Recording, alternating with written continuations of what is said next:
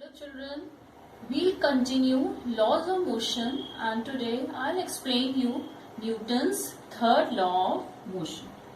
We have already done Newton's first and second laws of motion. Newton's first law tells us that to bring a change in the state of rest or state in motion of an object, a force is needed.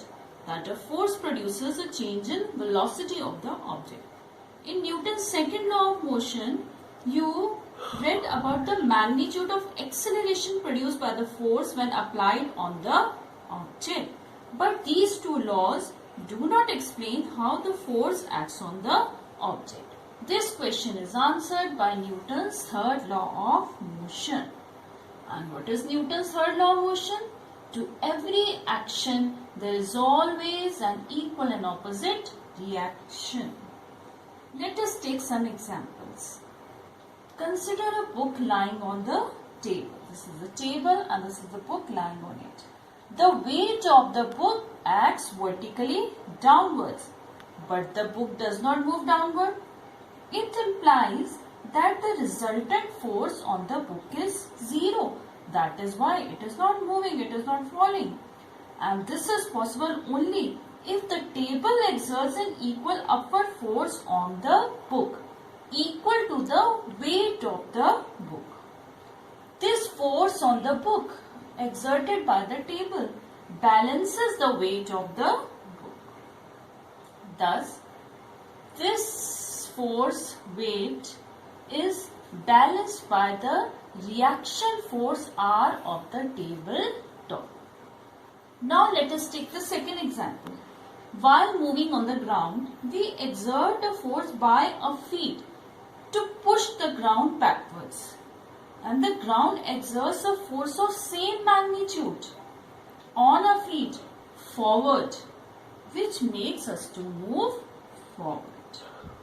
So, in these examples, we observe that there are two objects and two forces. Two objects, two forces. In the first example, the weight of the book acting on the table downwards is the force of action, and the force exerted by the table on the book upwards is the force of reaction.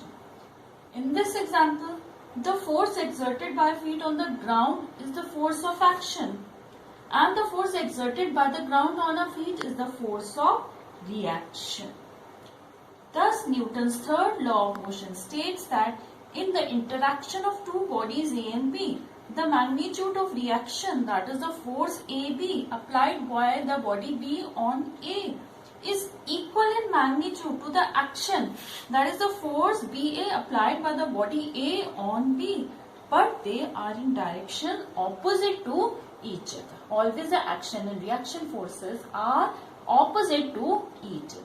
Equal in magnitude but opposite in directions. And one more very important thing, action and reaction always act simultaneously on two different bodies. Like in this example, action on the table and reaction on the book. Here, action on the ground and reaction on the feet. Now, let us take some more example. This is a gun. When a man fires a bullet from a gun, a force F is exerted on the bullet, which is the action, and the gun experiences an equal recoil, which is called the reaction. In a rocket, the fuel is burned inside the rocket, and the burnt gases at high pressure and high temperature are expelled out of the rocket through a nozzle.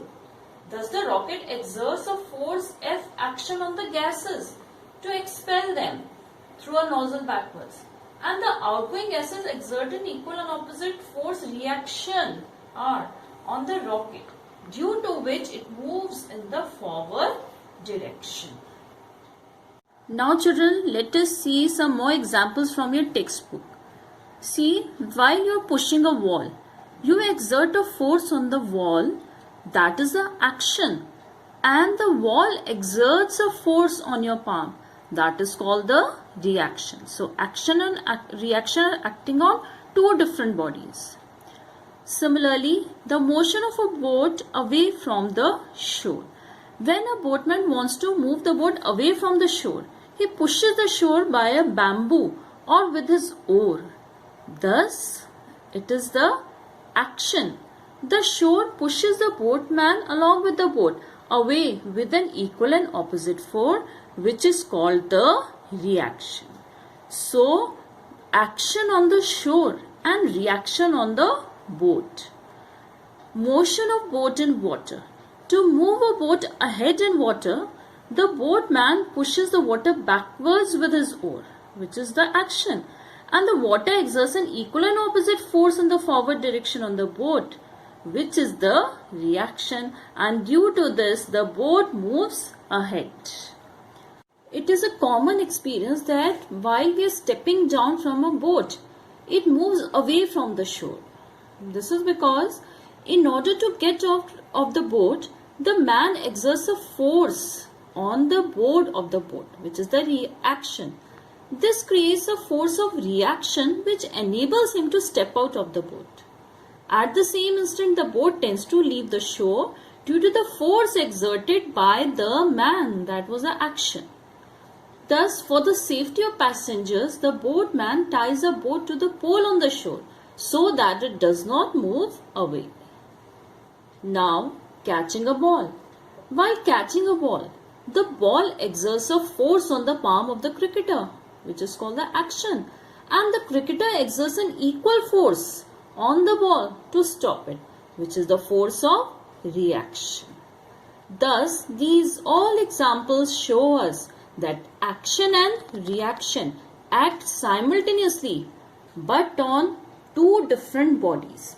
Their magnitude is same, but they act in opposite directions to each other.